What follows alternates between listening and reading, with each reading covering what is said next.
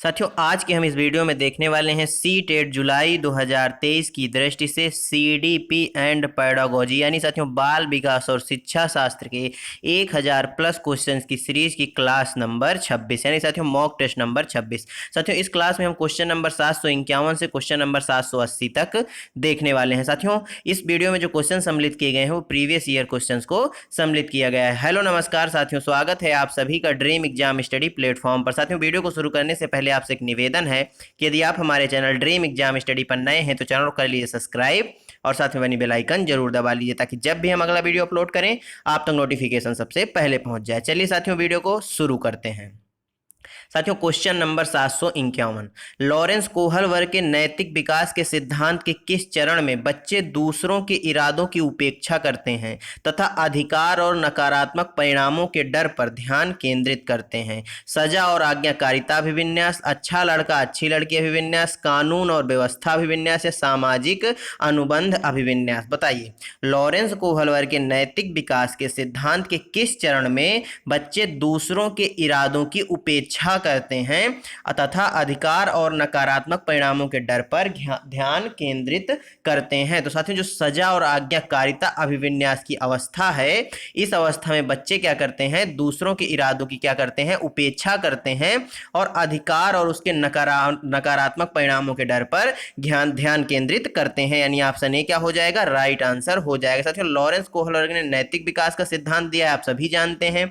इन्होंने अपने नैतिक विकास के सिद्धांत के 3 चरण बताए। कितने साथियों? 3 चरण बताए हैं और इन 3 चरण की कुल 6 अवस्थाओं के बारे में इन्होंने बताया है। इस क्वेश्चन का सही आंसर ऑप्शन ए हो गया। साथियों, क्वेश्चन नंबर 752, किस तरह के प्रश्न पूछकर बच्चों में समालोचनात्मक सोच को बढ़ावा दिया जा सकता है? साथियों, अभी तक हमने समालोचनात्मक सोच के काफी ज्यादा क्वेश्चन कर लिए हैं, लेकिन साथियों सभी क्वेश्चन क्या हैं? क्वेश्चन अलग अलग, यानी ऑप्शन उनमें अलग अलग दिए हुए हैं। क्वेश्चन भले एक प्रकार से समान आपको मिलेंगे लेकिन उनके ऑप्शन अलग अलग होंगे। साथियों, वन अधिकार अधिनियम किस वर्ष पारित किया गया था? त्रिभुज के तीनों कोणों का योग क्या होता है? पृथ्वी के वायुमंडल की विभिन्न परतों के नाम लिखिए। बीजों के अंकुरण के लिए हवा की आवश्यकता होती है, सिद्ध करने के लिए एक प्रयोग की रूपरेखा तैयार करिए। बताइए साथियों, समालोचनात्मक सोच को आप बच्चों में बढ़ावा देना है आपको, तो साथियों आप किस प्रकार का प्रश्न बच्चों से पूछेंगे? तो साथियों आप बच्चों से पूछेंगे, बीजों को अंकुरण के लिए हवा की आवश्यकता होती है, सिद्ध करने के लिए एक प्रयोग की रूपरेखा तैयार करिए। ये साथियों एक अच्छा क्वेश्चन होगा समालोचनात्मक सोच को बढ़ावा देने के लिए, यानी ऑप्शन डी क्या हो जाएगा? राइट आंसर हो जाएगा। साथियों, क्वेश्चन नंबर 753, दिव्यांग छात्रों की शिक्षा के संदर्भ में निम्नलिखित में से किस प्रावधान को राष्ट्रीय शिक्षा नीति 2020 द्वारा बढ़ावा नहीं दिया जाता? साथियों निगेटिव पूछा है। क्या पूछा है साथियों? निगेटिव। दिव्यांग छात्रों की शिक्षा के संदर्भ में निम्नलिखित में से किस प्रावधान को राष्ट्रीय शिक्षा नीति 2020 द्वारा बढ़ावा नहीं दिया गया है? उपयुक्त इमारती ढांचा, प्रत्येक विद्यार्थी के लिए एक शिक्षा और एक निजी शिक्षक, अनिवार्य विशेष शिक्षा या उपयुक्त तकनीकी व्यवस्था? बताइए साथियों, किस चीज को बढ़ावा नहीं दिया गया? तो साथियों प्रत्येक विद्यार्थी के लिए एक निजी शिक्षक की व्यवस्था के लिए बढ़ावा नहीं दिया गया है, यानी ऑप्शन बी क्या हो जाएगा? राइट आंसर हो जाएगा। साथियों शिक्षा और यहां पर मिस टाइपिंग हो गया है, एक निजी शिक्षक होगा। ऑप्शन बी क्या हो जाएगा? राइट आंसर हो जाएगा। साथियों क्वेश्चन नंबर 754, समकालीन सिद्धांतकारों के अनुसार सीखना प्राथमिक रूप से एक गतिविधि है, यांत्रिक गतिविधि है, व्यवहारवादी गतिविधि है, निष्क्रिय गतिविधि है, सामाजिक गतिविधि है? बताइए, समकालीन जो सिद्धांतकार थे उनके अनुसार जो सीखना है उसके संबंध में क्या कौन सा कथन निम्न में से सही, यानी कैसी गतिविधि है? तो सीखना एक साथियों सामाजिक गतिविधि है समकालीन सिद्धांतकारों के अनुसार, यानी ऑप्शन डी क्या हो जाएगा? राइट आंसर हो जाएगा। साथियों क्वेश्चन नंबर 755, जीन पियाजे के अनुसार मानसिक विकास की अवस्था है संवेदी प्रेरक अवस्था, पूर्व संक्रियात्मक अवस्था, मूर्त संक्रियात्मक अवस्था या उपयुक्त सभी? बताइए साथियों। तो साथियों इस क्वेश्चन का सही आंसर आप सभी जानते हैं, ऑप्शन डी यानी उपयुक्त सभी हो जाएगा, क्योंकि साथियों जीन पियाजे ने संज्ञानात्मक विकास का सिद्धांत दिया है जिसका नाम साथियों मानसिक विकास की अवस्था का सिद्धांत भी जिस उसको इस नाम से भी जाना जाता है। और साथियों इन्होंने इनकी जो अवस्थाएं थी वह कौन कौन सी थी? संवेदी प्रेरक अवस्था, मूर्त संक्रियात्मक अवस्था, पूर्व संक्रियात्मक अवस्था और साथियों अमूर्त संक्रियात्मक अवस्था। यानी ऑप्शन डी इस क्वेश्चन का क्या हो जाएगा?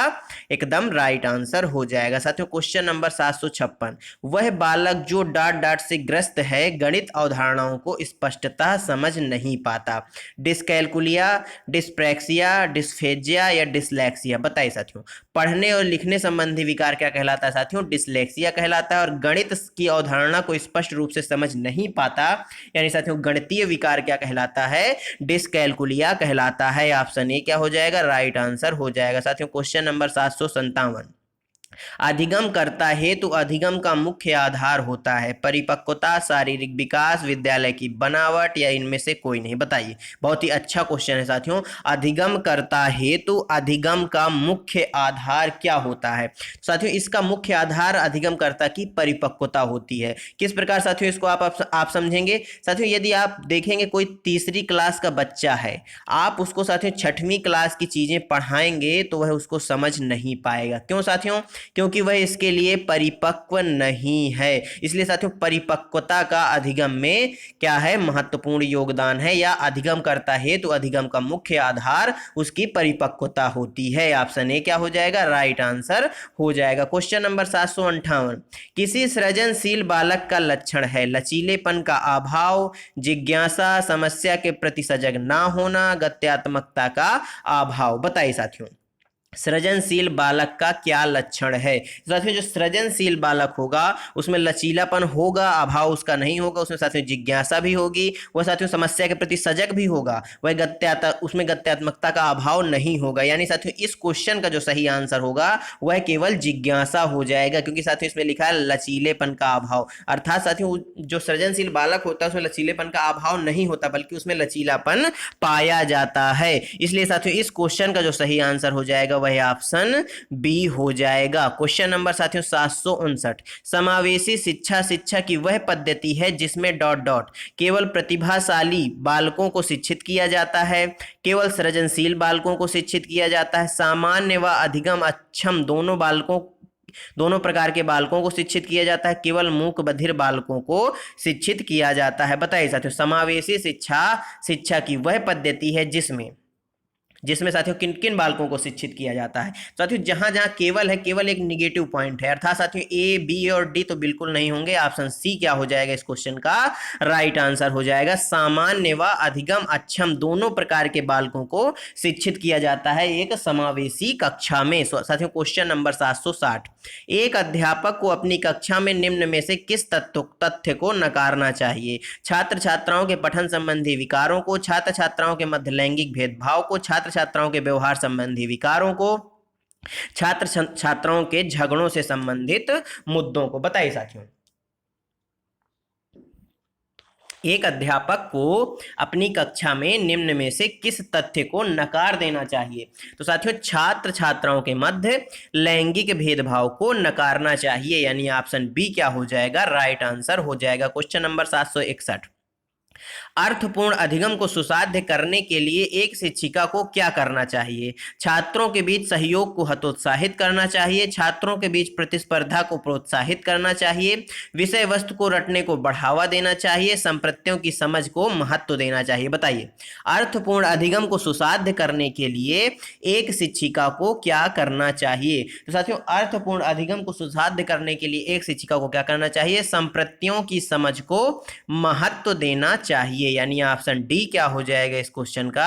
राइट आंसर हो जाएगा। साथियों क्वेश्चन नंबर 762, बच्चों के विकास का क्रम अमूर्त से मूर्त की तरफ होता है, सामान्य से विशिष्ट की ओर होता है, पैरों से सर की ओर होता है, हाथ पैर से केंद्र की ओर होता है? बताइए बच्चों के विकास के क्रम में कौन सा कथन है जो बिल्कुल सही है? तो साथियों जो बच्चों का विकास होता है वह सामान्य से विशिष्ट की ओर होता है। ऑप्शन बी क्या हो जाएगा? राइट आंसर हो जाएगा। साथियों क्वेश्चन नंबर 763, किस अवस्था में बच्चे वस्तु स्थायित्व की समझ तो बना लेते हैं परंतु यह नहीं समझ पाते कि क्रियाएं परिवर्तनीय हैं और उनके निर्णय वस्तु की मौजूदा दिखावट पर निर्भर करते हैं। संवेदी पेशी अवस्था, पूर्व संक्रियात्मक अवस्था, मूर्त संक्रियात्मक अवस्था या अमूर्त संक्रियात्मक अवस्था। बताइए।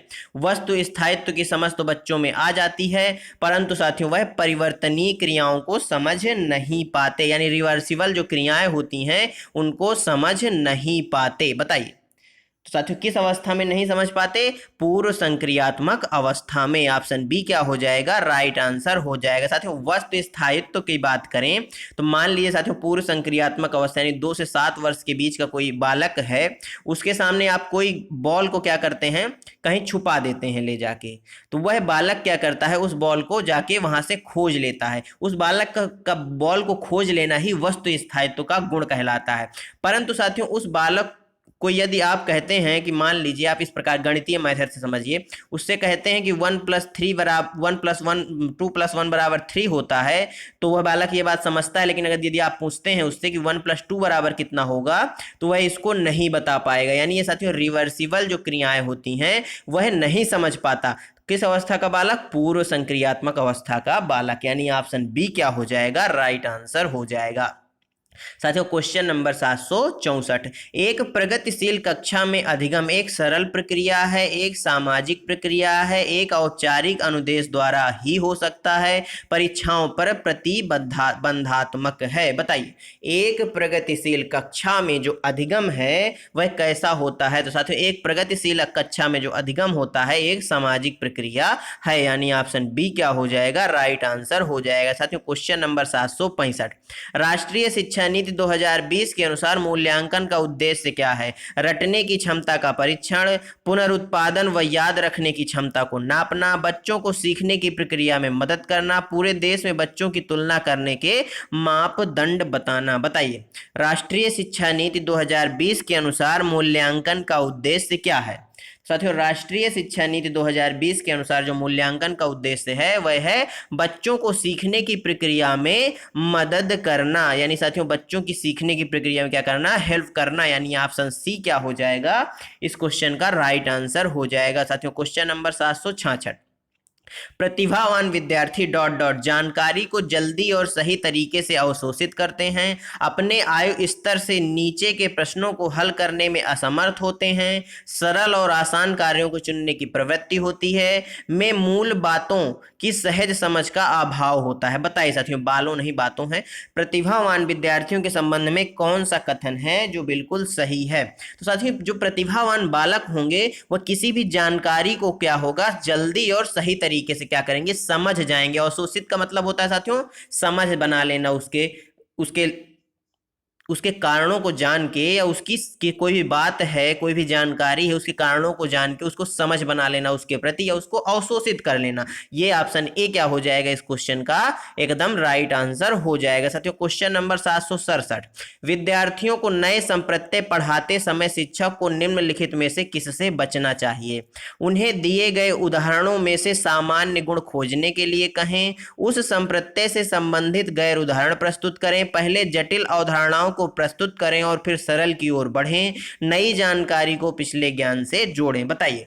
विद्यार्थियों को नए संप्रत्यय पढ़ाते समय शिक्षक को निम्नलिखित में से किससे बचना चाहिए?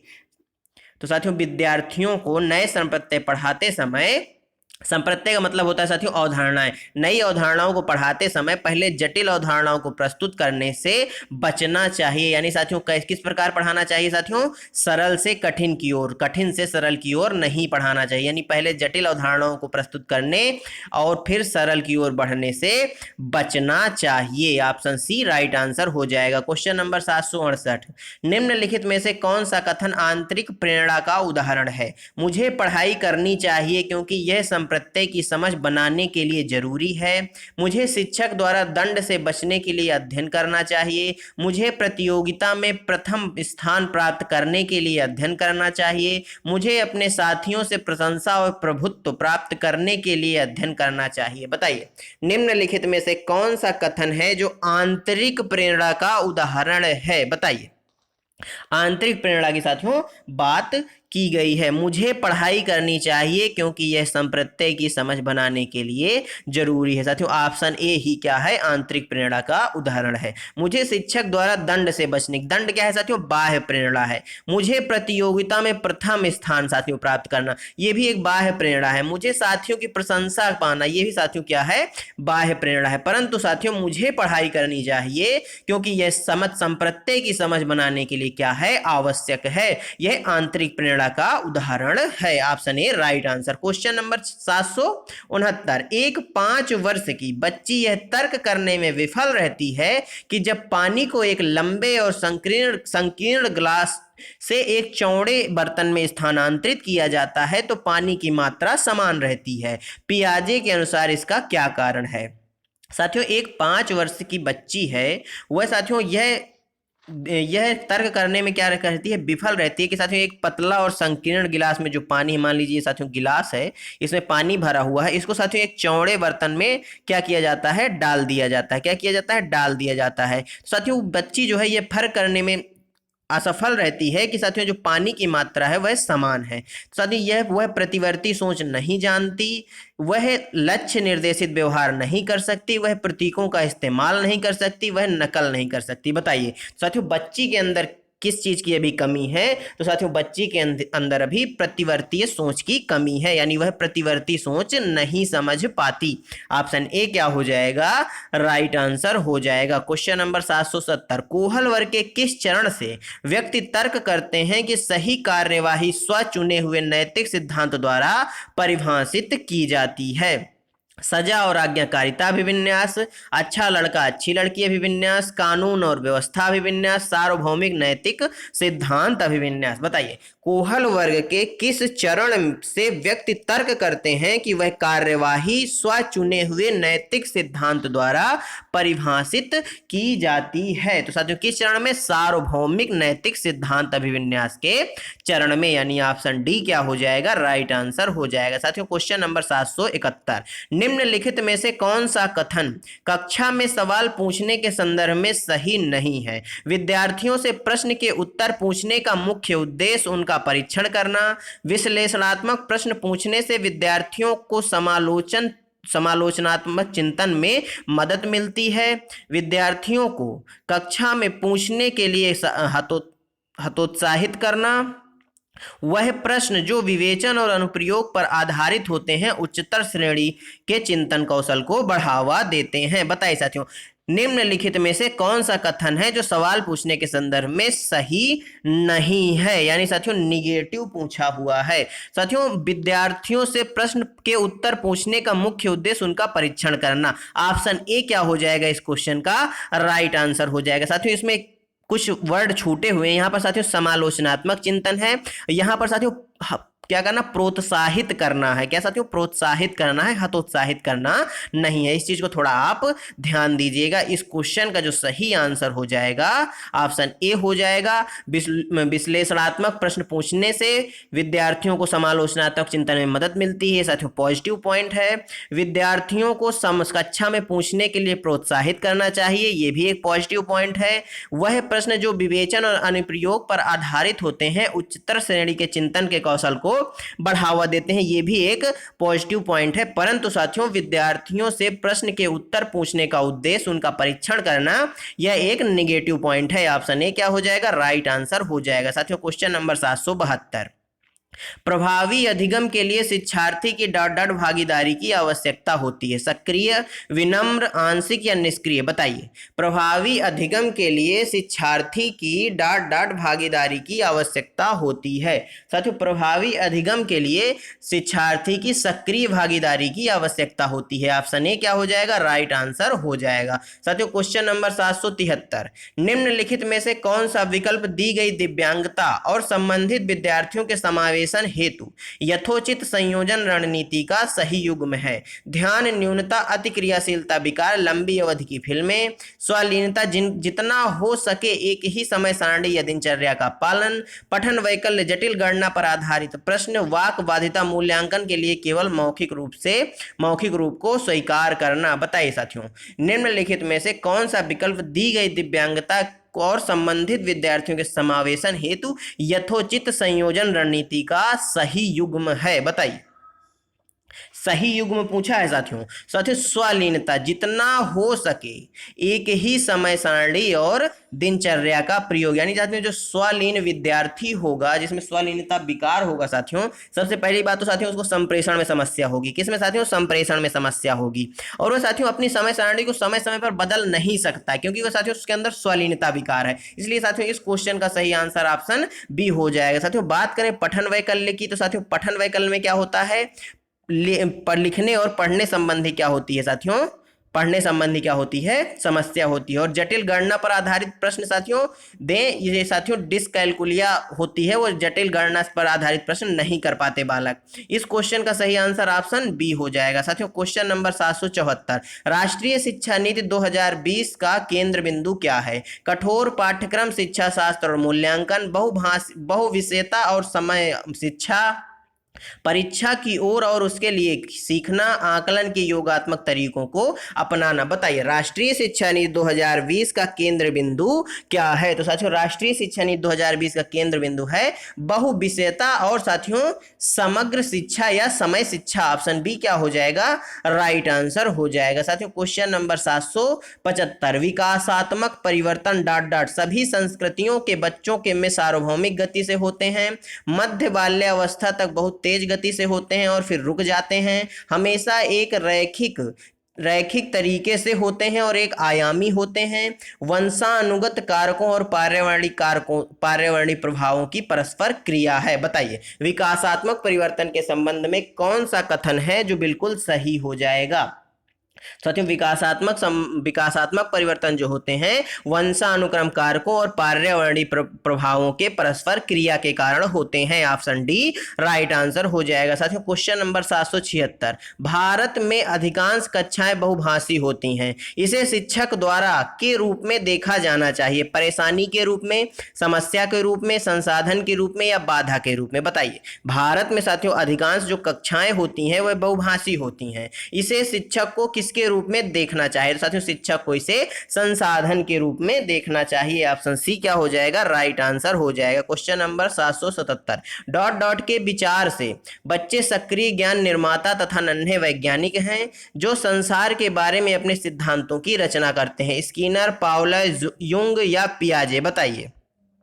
तो साथियों पियाजे के अनुसार बच्चे सक्रिय ज्ञान के निर्माता और नन्हे वैज्ञानिक होते हैं जो संसार के बारे में अपने सिद्धांतों की रचना करते हैं। ऑप्शन डी क्या हो जाएगा? राइट आंसर हो जाएगा। साथियों क्वेश्चन नंबर 778, जटिल परिस्थिति को हल करने में शिक्षक बच्चों की सहायता कर सकता है, प्रतियोगिता को बढ़ावा देकर और सबसे पहले कार्य पूरा करने वाले बच्चे को पुरस्कार देकर, कोई भी सहायता न देकर, जिससे बच्चे अपने आप निर्वाह करना सीखें, उस पर भाषण देकर, कार्य को छोटे हिस्सों में बांटने के बाद निर्देश देकर। बताइए जटिल परिस्थिति को हल करने में शिक्षक बच्चों की सहायता कर सकता है, किस प्रकार से बच्चों की सहायता कर सकता है? तो साथियों कार्य जो साथियों जटिल परिस्थिति है यानी जो जटिल कार्य है उसको छोटे हिस्सों में बांट के बच्चों को क्या करना? निर्देश देना उसको हल करने के लिए, यानी ऑप्शन डी राइट आंसर हो जाएगा। क्वेश्चन नंबर 779, शिक्षक के शैक्षिक निहितार्थ से संबंधित नहीं है, विद्यालय तथा समुदाय को जोड़ना,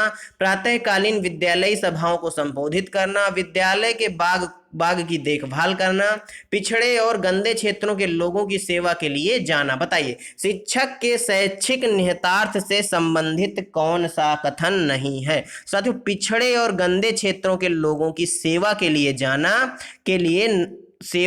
न जाना यह शिक्षक और शैक्षिक निहितार्थ से संबंधित नहीं है। ऑप्शन डी क्या हो जाएगा? राइट आंसर हो जाएगा। यानी साथियों शिक्षक को समय समय पर पिछड़े और गंदे क्षेत्रों के लोगों की सेवा के लिए जाना चाहिए। ऑप्शन डी राइट आंसर हो जाएगा। क्वेश्चन नंबर 780, व्यक्तियों में एक दूसरे से भिन्नता होती है, वातावरण के प्रभाव के कारण, जन्मजात विशेषताओं के कारण, वंशानुक्रम और वातावरण के बीच अन्योन्य क्रिया के कारण, प्रत्येक व्यक्ति को उसके माता पिता से जीनों का भिन्न समुच्चय उत्तर प्राप्त होने के कारण। बताइए व्यक्तियों में एक दूसरे से भिन्नता क्यों होती है? तो साथियों व्यक्तियों में एक दूसरे से भिन्नता वंशानुक्रम और वातावरण के बीच अन्योन्य क्रिया के कारण होती है। ऑप्शन सी क्या हो जाएगा? राइट आंसर हो जाएगा। साथियों धन्यवाद आप सभी का हमारे साथ जुड़े रहने के लिए। साथियों आज की वीडियो में हमने क्वेश्चन नंबर 751 से क्वेश्चन नंबर 780 तक कंप्लीट कर लिए हैं। साथियों आज की वीडियो आपको कैसी लगी हमें कमेंट बॉक्स में जरूर बताइएगा। साथियों यदि वीडियो अच्छी लगी हो तो वीडियो को लाइक कर दीजिए, अपने दोस्तों के साथ शेयर कर दीजिए। साथियों यदि आप चैनल पर नए हैं तो चैनल को कर लीजिए सब्सक्राइब और साथ में बनी बेल आइकन को जरूर दबा लीजिए ताकि जब भी हम अगला वीडियो अपलोड करें आप तक नोटिफिकेशन सबसे पहले पहुंच जाए। चलिए साथियों मिलते हैं आपसे अगले वीडियो में, तब तक के लिए जय हिंद जय भारत। अपना और अपनों का ख्याल रखिए, सभी का सम्मान करिए। धन्यवाद साथियों।